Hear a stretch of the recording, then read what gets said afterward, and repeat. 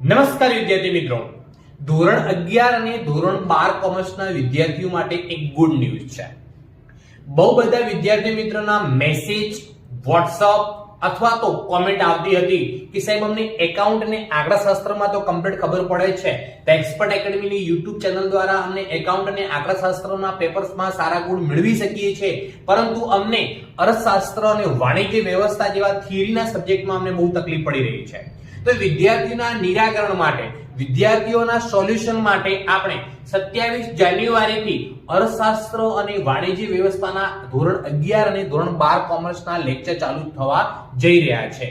આપણે જ YouTube channel પર ખુશ્બુ મેમ કરીને તમને અર્થશાસ્ત્ર અને વાણિજ્ય વ્યવસ્થા સંચાલન બંને વિષયોનું તમને ભણાવવામાં આવશે.